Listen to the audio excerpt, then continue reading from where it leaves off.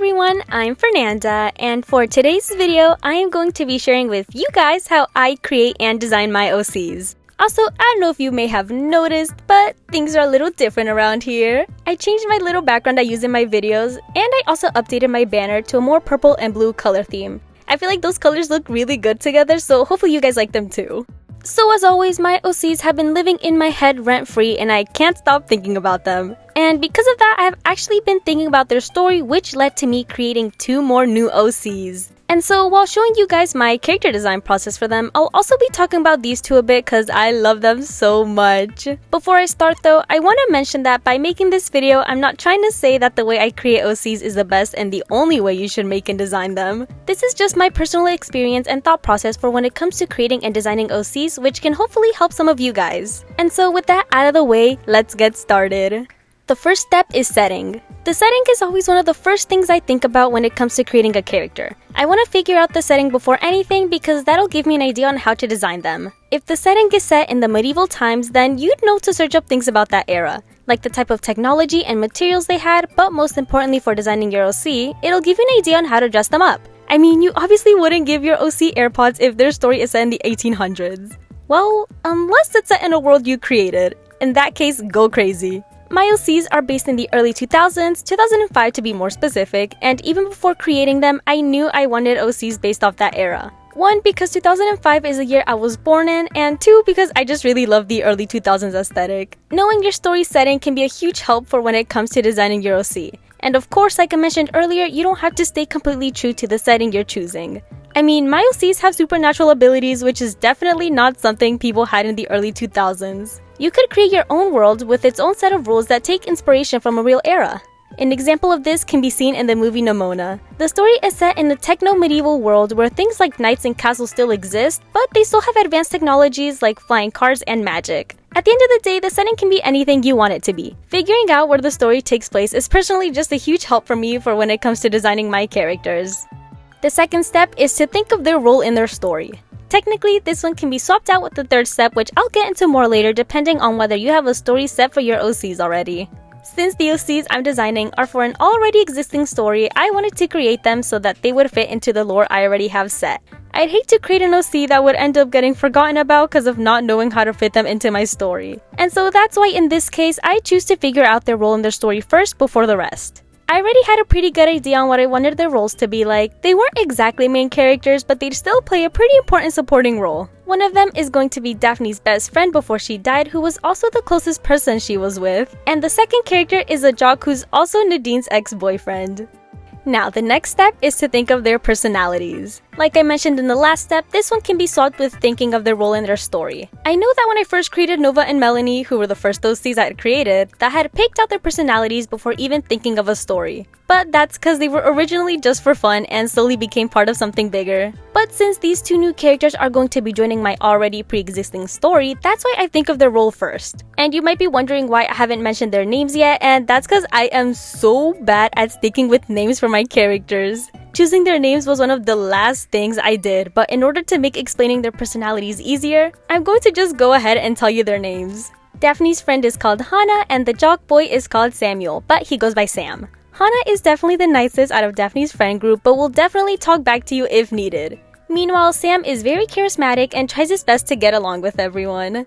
And the final step is to create their design, and if you're like me who's bad at names, figure those out too. The way I make character designs vary depending on the character. Sometimes I'll get extremely lucky and stick with the first design I make, but most of the time I'll have to create multiple designs and figure it out from there. Don't feel like you have to stick with your first design. By not experimenting, you may unknowingly miss out on a design you like. Most characters will have clothes that they're most recognizable in, and it may even be their main outfit. As for my characters though, they have outfits that I draw them the most in, but realistically, if I were to ever make a comic with them, their outfits would switch throughout the story. And so for me personally, I don't stress too much about the perfect outfit to give them. You could even base their design off their personalities if that helps. For example, if you have a very energetic and bubbly character, you might want to give them colorful and fun clothing. Or if you have a very lazy and relaxed character, they might be dressed in oversized comfy clothing that may not always match since they don't care about that stuff. Or you could do a complete turn on this and give a character a design that's the complete opposite of their personality. For example, you could have a character who looks very scary and intimidating, but in actuality, they have a very genuine and sweet personality. Just have fun with it.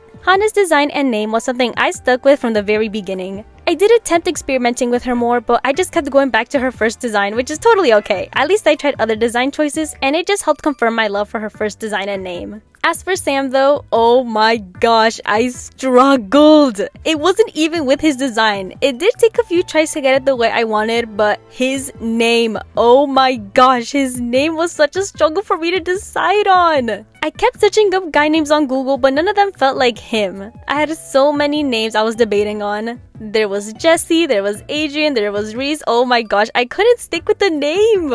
I tried imagining scenarios using each name, but like I said, none of them felt like him. Until I was working on his semi-reference sheet drawing and the name Sam just hit. I knew I wanted him to have a name that could be turned into a nickname, and Sam just came to mind, and I think it suits him very well. And that's all of the OC process I do. For this part of the video, I will be just talking about these two because I want to explain a bit of their lore more with you guys, starting with Hana. Like I mentioned earlier, Hana is, or I guess was, Daphne's best friend while she was still alive. She was a new kid that joined her sophomore year and was low-key a loner until she became friends with Daphne. She was a very awkward girl, but befriending Daphne helped her come out of her shell more, but also gave her a bit of a mean girl attitude. Not as bad as Daphne and her other friends though. Hana is definitely the nicest out of their friend group. She's also pretty smart, which caused many people, mainly the popular kids, to not really notice her in the beginning since, to them, she just seemed like a nerd. But she was able to get Daphne's attention by being the only one to notice a part of Daphne that no one else knew. And so because of that, Daphne decided to get to know her more and teach her how to fit in at school. They'd go shopping together, and as time went by, they became really close. Hana's basically the only person Daphne actually acknowledges and cares for, although Daphne would never admit it. She's also the only person who knows stuff about Daphne's complicated family life. And they're definitely not doomed, you guys. I would never do that to y'all. There's so much more I want to say about their relationship, but for this video, I'm only focusing on Hana, so I'll leave that for another video. Now for Sam. Like I said, he's a jock with a very charismatic and friendly personality. And although he is a jock and may not have the best friend group, he's still very nice and tries his best to get along with everyone. His main group of friends are the same people who make fun of Nova and Jackson, and although he hates that, he still chooses to be by their side since they're all part of the football team and he'd hate to get on their bad side. Even though he hangs out with them though, he still has a very good reputation at school. He's the type of person to not do anything about someone getting picked on by his group of friends, but once he's alone with that person, he will apologize profusely and try to make it up to them. And so because of that, people are more reluctant to hate him since he seems very genuine. That part of him didn't go well with Nadine though, who, like I mentioned earlier, is his ex-girlfriend. She didn't like how he acted very differently around his friends compared to when he was with her. They are both very geeky and like a lot of things Sam's group of friends might consider cringe. That's one of the reasons they started dating. They were able to be themselves around each other and enjoyed each other's company a lot. However, whenever Sam would be around his friends, he'd act like he hated all that cringy stuff, which upset Nadine cause she didn't understand why he wouldn't just be honest with them. He tried to explain that he just wanted to be on everyone's good side, but she didn't like that.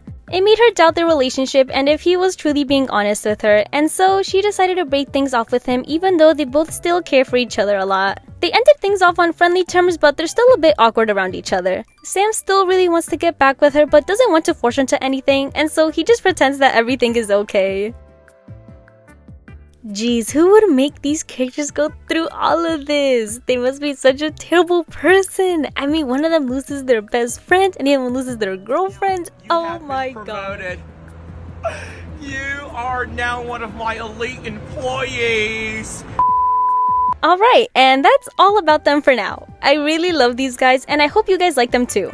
I also hope that my character creation process helps some of you guys that are creating OCs. I drew them in the same format I did with my other OCs and I just really like the way they all look together. I'll make proper reference sheets for them one day, but for now this is what you're getting. I had a lot of fun creating these guys and I've grown really attached to them, so I'll definitely be drawing them more in the future. I'd also love to do another video where I'm just yapping about my OCs, because I feel like I've added a lot more about them that I'd love to share with you guys, so let me know if you'd be interested in seeing that. Thank you guys so much for watching, and as always, I hope you have a great day.